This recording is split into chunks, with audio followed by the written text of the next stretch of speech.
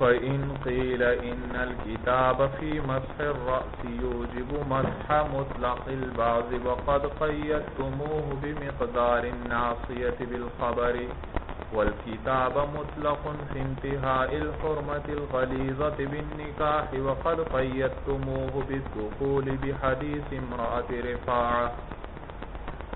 یہاں سے مولانا دو اعتراضات ذکر کریں گے جو شوافع احناف پر کرتے ہیں. بھائی احناف نے کیا کہا تھا؟ المطلق یجری علی اطلاقہ، کہ مطلق اپنے اطلاق پر جاری ہوگا. لا تجوز زیادت علیہ بخبر الواحد او القیاس، اس پر خبر واحد یا قیاس کے ذریعے زیادتی کرنا جائز نہیں. والمقید یجری علی تقید، اور مقید اپنی تقید پر جاری ہوگا. بھائی شوافع کہتے ہیں اے احناف، ہم آپ کو دکھلاتے ہیں کہ آپ اپنے ضابطے کو خود ہی توڑ رہے ہیں. بھائی آپ اپنے ضابطے کو خود ہی توڑ رہے ہیں. آپ نے کہا مطلق اپنے اطلاق پر جاری ہوگا. ہم دو مثالیں ذکر کرتے ہیں جن میں آپ نے کیا کیا؟ مطلق کو مقید کر دیا ہے خبر واحد کے ساتھ. تو خود ہی اپنے بنائے ہوئے ضابطے کو آپ نے کیا کیا؟ توڑ دیا ہے. پہلا اعتراض یہ کرتے ہیں کہ کتاب اللہ کے اندر والانا وضو میں مسح رأس کا ذکر آیا ہے. اللہ کیا فرماتے ہیں؟ وَامْسَحُوا بِرُؤُوسِكُمْ وَامْسَحُوا بِرُؤُوسِكُمْ. مسح متعدی ہوتا ہے کبھی بواسطہ حرف جر کے اور کبھی بغیر واسطہ حرف جر کے. تو وَامْسَحُوا بِرُؤُوسِكُمْ وَامْسَحُوا رُؤُوسَكُمْ دونوں طرح کہنا صحیح، لیکن فرق یہ کہ جب مسح متعدی ہو حرف جر کے واسطے سے یعنی با لے کر آئیں تو اس صورت میں ممسوح کا بعض مراد ہوتا ہے. ممسوح کا بعض مراد.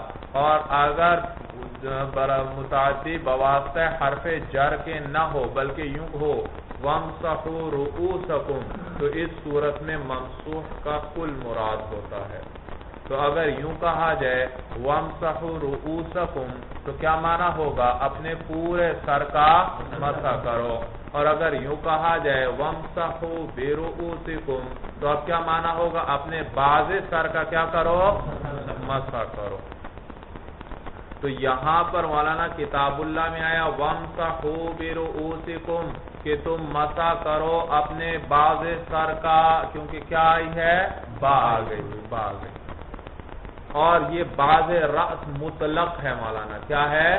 مطلق ہے. تو قرآن میں آیا اپنے باز رأس کا مسح کر لو، یہ مطلق تھا. لیکن آپ نے اس کو خبر واحد کے ذریعے مقید کر دیا مقدار ناصیہ کے ساتھ. کس کے ساتھ مقید کر دیا؟ بھائی قرآن سے صرف اتنا ثابت ہوا کہ باز رأس کا مسح فرض ہے، لیکن آپ یہ نہیں کہتے. آپ کیا کہتے ہیں؟ ناصیہ کی مقدار فرض ہے. ناصیہ کی مقدار جو تقریباً 24 اور کس کے ذریعے یہ مقید کیا آپ نے خبریں؟ حضرت مغیرہ ابن شعبہ رضی اللہ تعالی عنہ کی حدیث ہے. وہ روایت کرتے ہیں ان نبی صلی اللہ علیہ وسلم اتى سباطة قوم فبال وتوضأ ومسح على الناصية وخفيه والعمامة. حضور صلی اللہ علیہ وسلم تشریف لائے ایک قوم کے کوڑے کی جگہ پر اور حضور صلی اللہ علیہ وسلم نے پیشاب فرمایا. فبال حضور نے کیا فرمایا؟ پیشاب فرمایا. وتوضأ اور وضو فرمایا. اور وضو فرمایا. ومسح علی الناصیہ اور مسح فرمایا کس پر؟ ناصیہ پر مسح فرمایا. ناصیہ پر مسح فرمایا. ناصیہ کہتے ہیں مولانا پیشانی کو. کس کو کہتے ہیں؟ پیشانی. اور مراد کیا ہے؟ سر کا اگلا حصہ پیشانی کے برابر مولانا. یہ تقریباً ربع راس بن جاتا ہے. کتنا بن جاتا ہے؟ تو حضور نے سر کے اگلے حصے پر مقدار ناصیہ کے برابر مسح فرمایا اور موزوں پر مسح فرمایا اور پگڑی پر مسح فرمایا. تو یہ حدیث ہے مولانا، یہ حدیث. اور اس حدیث میں ناصیہ کی مقدار کا ذکر آیا. اور کتاب اللہ میں مطلق باز راز تھا، لیکن آپ نے اس کو مقید کر دیا کس کے ساتھ؟ مقدار ہے اس حدیث کی وجہ سے. تو دیکھو آپ نے کتاب اللہ کے مطلق کو مقید کر دیا خبر واحد کے ساتھ، حالانکہ آپ خود ہی کہتے تھے کہ مطلق کو خبر واحد کے ساتھ مقید کرنا جائز نہیں. اعتراض سمجھ میں آیا بھائی؟ جی. دوسرا دیکھیے بھائی، پہلا اعتراض فَإِن قِيلَ، اگر یہ اعتراض کیا جائے کہ ان الکتاب فی مسح الرأس، کہ کتاب اللہ جو ہے مسح راس کے بارے میں یوجب واجب کرتی ہے مسح مطلق البازی، مطلق باز راس کے مسح کو واجب کرتی ہے. وَقَدْ قَيَّدْتُمُوهُ بِمِقْدَارِ النَّاسِيَةِ بِالْخَبَرِ، اور تحقیق تم نے احناف اس کو کیا کیا ہے؟ مقید کیا ہے مقدار ناصیہ کے ساتھ، بالخبری ای خبر الواحد، خبر واحد کے ساتھ کیا ہے. یہ ایک اعتراض. دوسرا اعتراض مولانا کہ بھئی قرآن میں آیا ہے وہ شخص جو اپنی بیوی کو 3 طلاقیں دے دے، اب دوبارہ اسی عورت سے نکاح کرنا چاہے تو قرآن میں اللہ کیا فرماتے ہیں؟ فَلَا تَحِلُّ لَهُ مِن بَعْدُ حَتَّى تَنكِحَ زَوْجًا غَيْرَهُ، کہ اس کے بعد اس کے لیے وہ عورت حلال نہیں یہاں تک کہ وہ عورت نکاح کر لے ایک اور خاوند سے.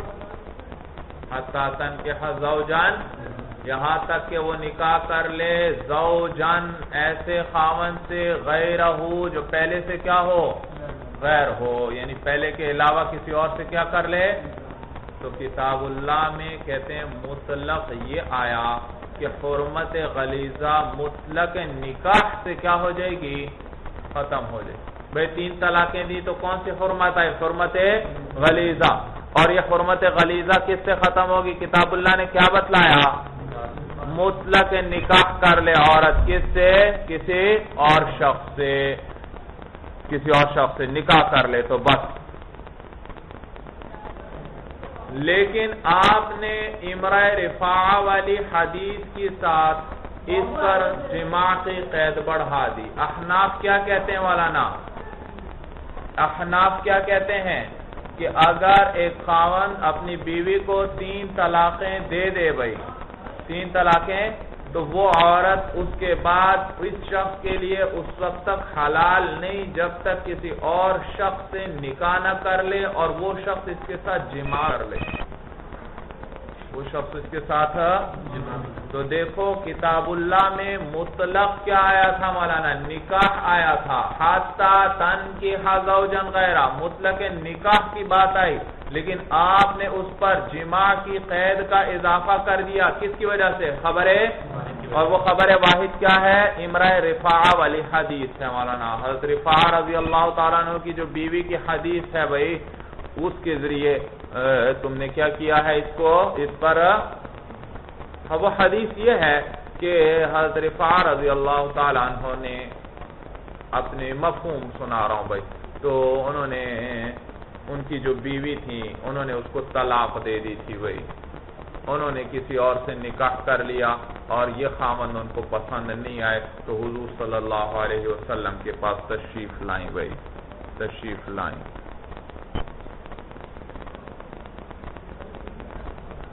اور حضور کے پاس آ کر کیا کہا؟ اس نئے خاوند کے بارے میں ذکر کیا مولانا کہ یہ ناپسندیدگی کا اظہار کہ یہ تو جماع پر قادر نہیں بھائی، یہ جماع پر قادر تو حضور صلی اللہ علیہ وسلم نے پوچھا کیا آپ رفاعہ کے پاس واپس جانا چاہتی ہو، پہلے خاوند کے پاس؟ انہوں نے جواب دیا ہاں میں پہلے خاوند کے پاس واپس جانا چاہتی ہوں۔ تو حضور صلی اللہ علیہ وسلم نے فرمایا لا، ایسا نہیں ہو سکتا، حتی تذوقی من عسیلتہ ویذوق ہوا من عسیلتک،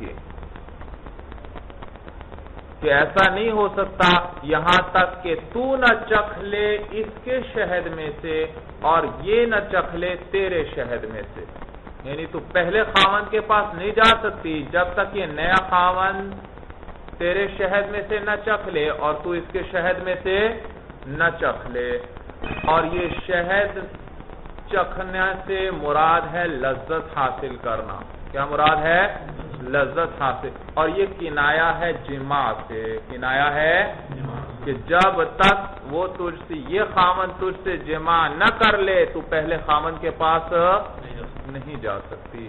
تو دیکھو اس حدیث میں ذکر آیا کہ پہلے خاوند کے پاس اس وقت تک نہیں جا سکتی جب تک دوسرا خاوند اس کے ساتھ جماع، اور یہ خبر واحد ہے۔ اور کتاب اللہ میں مطلق نکاح کا ذکر آیا تھا، لیکن اس حدیث کے اندر چونکہ جماع کی قید موجود تھی تو آپ نے اس خبر واحد کے ذریعے کتاب اللہ پر کیا قید بڑھا دی؟ جماع کی قید بڑھا دی، تو وہ مطلق نہ رہا بلکہ کیا بن گیا؟ مقید بن گیا۔ کیا اعتراض سمجھ میں آیا بھائی؟ دیکھیے بھائی والکتاب، دوسرا اعتراض والکتاب، یہ مولانا انا کا اسم ہے، اس کا عطف ہو رہا ہے پہلے جو الکتاب گزرا۔ والکتاب مطلق فی انتہاء الحرمت الغلیظۃ، اور کتاب اللہ مطلق ہے مولانا کس میں؟ حرمت غلیظہ کے ختم ہونے کے بارے میں، بن نکاح، کس کے ساتھ؟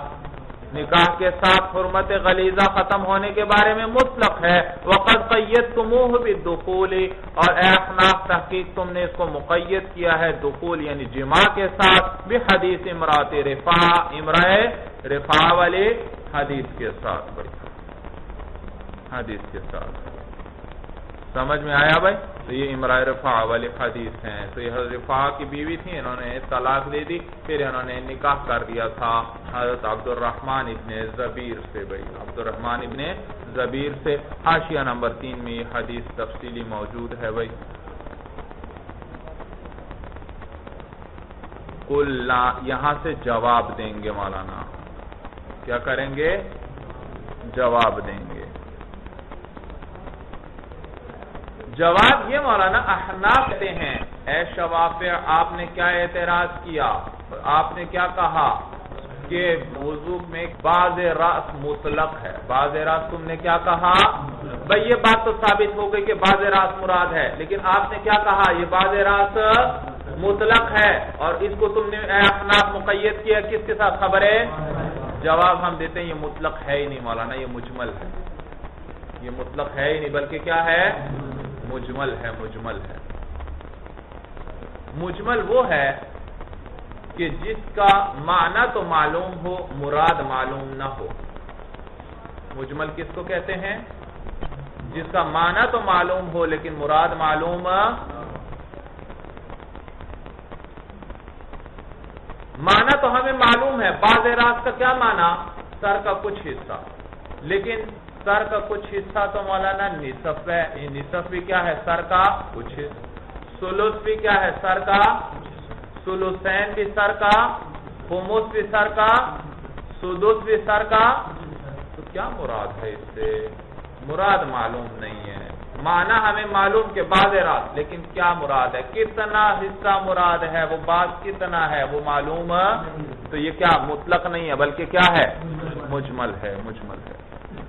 اور مجمل کے لیے خبر واحد بیان بن سکتی ہے، اس کی مراد خبر واحد کے ذریعے بیان ہو سکتی ہے بھائی۔ سمجھ میں آیا بھائی؟ یہ مجمل تھا اور اس کے لیے بیان چاہیے بھائی کیا مراد ہے اس سے، اور چنانچہ وہ حدیث حضرت مغیرہ ابن شعبہ والی اس کے لیے کیا بن جائے گی؟ بیان بن جائے گی۔ جواب سمجھ میں آیا؟ قلنا، جواب دے رہے ہیں مولانا ہم کہتے ہیں ان الکتاب لیس بمطلق فی باب المسح کہ کتاب اللہ باب المسح میں مطلق نہیں. فإن حکم المطلق مصنف رحم اللہ یہی بات کر رہے ہیں. ذرا مولانا تقریر مختلف ہے مولانا جی.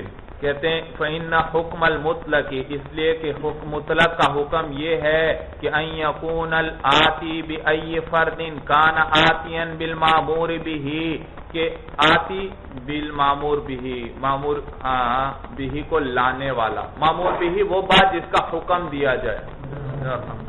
معمور به وہ بات جس کا امر کیا جائے. جس چیز کا امر کیا جائے وہ کیا کہلاتی ہے؟ معمور به. تو یہاں کس چیز کا حکم دیا گیا ہے؟ مسح باز راس کا.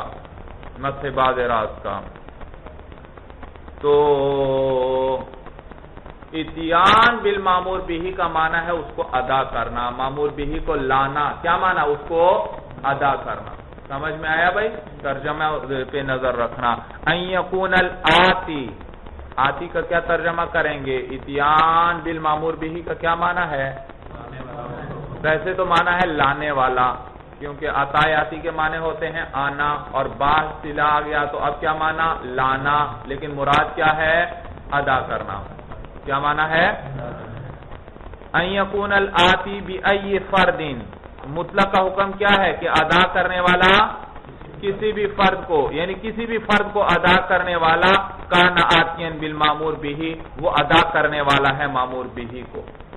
مطلق کا حکم کیا بیان ہوا مولانا کہ اس کے کسی بھی فرد پر عمل کر لیا جائے تو اس نے مامور به پر کیا کر لیا؟ عمل کر لیا. اس کے کسی بھی فرد کو ادا کرنے والے کو کہا جاتا ہے اس نے مامور به کو ادا کر لیا ہے. مثلا مولانا کفارہ ظہار اور کفارہ یمین کیا بیان ہوا؟ تحریر رقبہ. کفارہ ظہار میں کیا کرنا پڑے گا؟ کہ گردن آزاد کرنی پڑے گی. کفارہ یمین میں بھی کیا کرنی پڑے گی؟ اور یہ گردن کا آزاد کرنا یہ گردن مطلق ہے یا مقید ہے؟ مطلق ہے. اس کے ساتھ ایمان کی قید موجود نہیں ہے. ایمان کی قید موجود نہیں.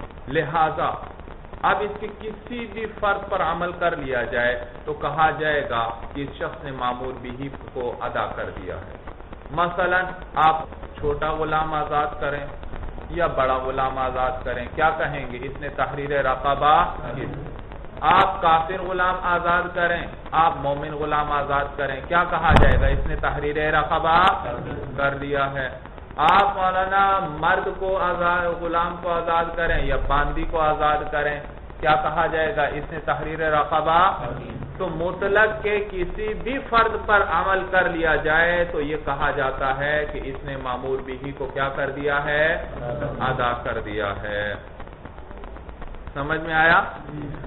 فإن حکم المطلق اس لیے دوبارہ دیکھو اس لیے کہ مطلق کا حکم یہ ہے ان یکون الآتی بأی فرد کان آتیا بالمامور به کہ ادا کرنے والا اس کے کسی بھی فرد کو ادا کرنے والا ہے مامور به کو. والآتی بأی بعض کان هنا لیس بآت بالمامور به لیکن یہاں پر کسی بھی بعض راس کو پر کسی بھی بات کو ادا کرنے والا یہاں پر مامور به کو ادا کرنے والا نہیں کہلائے گا. بھائی بعض راس کے کتنے افراد بن گئے؟ بھائی بہت سے افراد بن گئے. ثلث بھی کیا ہے؟ بعض راس. ربع بھی کیا ہے؟ خمس بھی کیا ہے؟ سدس بھی کیا ہے؟ تو جس اور مطلق کا حکم کیا ہے؟ اس کے کسی بھی فرد پر عمل کر لیا جائے تو کیا کہا جاتا ہے کہ اس نے مامور به کو ادا کر لیا. لیکن یہاں پر ایسا نہیں مولانا. ان میں سے کسی بھی فرد پر عمل کرنے والے کو یہ نہیں کہا جاتا کہ اس نے مامور به کو.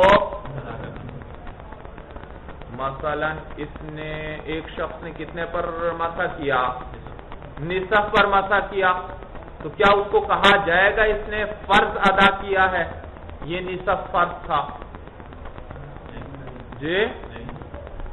ایک کرتا ہے مثلا نصف پر ایک آدمی کرتا ہے ایک آدمی مولانا سلس پہ مسح کرتا ہے، ایک آدمی ربع پر مسح کرتا ہے، ایک آدمی خمس پہ مسح کرتا ہے، تو یہ نہیں کہا جائے گا ان میں سے ہر ایک کو کہ اس نے کیا کیا ہے، فرض کو ادا کر لیا ہے، ورنہ تو ایک کے لیے کیا فرض ہوا خمس، ایک کے لیے کیا فرض ہوا سدس، ایک کے لیے کیا فرض ہوا ربع وغیرہ، ایک کے لیے نصف مولانا. تو یہ تو ہر ایک پر برابری کے ساتھ صادق نہیں آ رہا، حالانکہ مطلق تو اپنے تمام افراد پر برابری کے ساتھ صادق. تو ایک کے لیے فرض کیا بن گیا مولانا نصف، ایک کے لیے آپ نے فرض کیا قرار دے دیا. تو مطلق یہ ہے کہ اس کے کسی بھی فرض کو ادا کر دیا جائے تو کیا کہا جاتا ہے کہ اس شخص نے مامور بہی کو، لیکن یہاں پر اس کے کسی بھی فرض پر عمل کرنے والے کو یہ نہیں کہا جاتا کہ اس نے فرض کو کیا کر دیا ہے، ادا کر دیا ہے. یعنی اس ثلث کو، اس نصف کو، اس ثلثین کو ان کو کوئی بھی فرض قرار نہیں دیتا. حتیٰ کہ امام شافعی رحمہ اللہ بھی اس کو فرض قرار نہیں دیتے، ان کے نزدیک بھی 3 بالوں پر مسح فرض ہے. باز راس کا ادنا حصہ کتنا ہے مولانا، 3 بال. ان کو کیا کہہ سکتے ہیں، باز راس.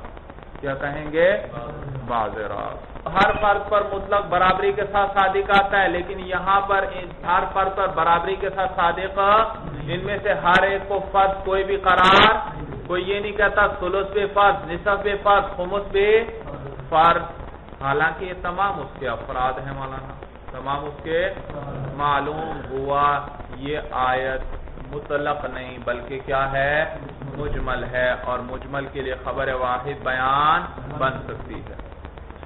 والآتی بأی باز، اور ادا کرنے والا کسی بھی باز کو، کانہا ہونا لیس بآت بالمامور به، وہ مامور به کو ادا کرنے والا نہیں ہے. فإنه لو مسح على النصف أو على الثلثين لا يكون الكل فرضا، اس لیے کہ اگر مسح کر لیا نصف پر یا ثلثین پر تو ان میں سے سارا کا سارا ممسوح فرض نہیں، ہر ایک کو پورے کے پورے کو فرض، ایک پورے نصف کو فرض نہیں قرار دیا جا سکتا، پورے ثلثین کو فرض قرار نہیں دیا جا سکتا. حالانکہ یہ تو مطلق کے افراد ہیں، ان میں سے تو ہر ایک کو کیا قرار دینا چاہیے، فرض قرار دینا چاہیے. وَبِهِ فَارَقَ الْمُطْلَقُ الْمُجْمَلَ، اور اس سے جدا، یہ جو ہم نے وجہ بیان کی، اب اس وجہ سے مطلق جدا ہو گیا مجمل سے. مطلق جدا ہو گیا کس سے، فرق معلوم ہو گیا دونوں کے اندر. بھائی معلوم ہوا یہ آیت مطلق نہیں بلکہ کیا ہے، مجمل ہے. اس پر اشکال ہوتا ہے مولانا. اشکال یہ کہ حدیث سے تو یہ ثابت ہوا کہ ناسیہ پر مسح فرض ہے. اے احناف، حدیث آپ نے قید بڑھائی کس کے لیے، یہ بیان کس کو بنایا، حدیث کو بیان آیا. اور حدیث سے کیا ثابت ہوا، حضور نے کہاں مسح فرمایا، ناسیہ. اور ناسیہ کس کو کہتے ہیں، سر کے اگلے حصے کو. تو آپ کو بھی ناسیہ کو فرض قرار دینا چاہیے، لیکن آپ ناسیہ کو فرض قرار نہیں دیتے، آپ مقدار ناسیہ کو فرض قرار دیتے ہیں. یعنی اتنی مقدار میں مسح کرنا فرض ہے. اب چاہے وہ سر کی دائیں طرف سے کر لے، بائیں طرف سے کر لے، درمیان سے کر لے، آخر سے کر لے. حالانکہ حدیث سے تو کتنا ثابت ہوا، کون سا حصہ ہونا چاہیے، ناسیہ ہونا چاہیے. لیکن آپ نے ناسیہ حصہ نہیں بتلایا بلکہ مقدار حدیث سے کیا معلوم کی ہوئی، کس چیز کو ذکر کیا، مقدار ناسیہ. تو اب چاہے وہ سر کے کسی بھی حصے میں اتنے پر مسح کر لیں، آپ کہتے ہیں فرض ادا ہو گیا. جواب ہم احناف دیتے ہیں مولانا کہ حدیث کہ مسح کا مقام تو معلوم ہو چکا تھا، کتاب اللہ میں آیا تھا وَامْسَحُوا بِرُؤُوسِكُمْ، مسح کرو کہاں پر، اپنے سروں پر. معلوم ہوا مسح کا محل کیا ہے، سر. صرف مقدار معلوم نہیں تھی جو ہمیں حدیث سے معلوم ہو گئی. سمجھ میں آیا بھائی. تو مسح کے پورا سر پر مسح ہو سکتا تھا، محل ہمیں معلوم تھا، البتہ مقدار معلوم نہیں تھی کہ وہ باز کتنا ہے، کتنی مقدار ہے. اور وہ ہمیں حدیث سے معلوم ہو گئی کہ وہ کتنی مقدار ہے، ناسیہ کی مقدار ہے. چلیے مولانا اگلے سوال کا جواب کل دیکھیں گے. اللہ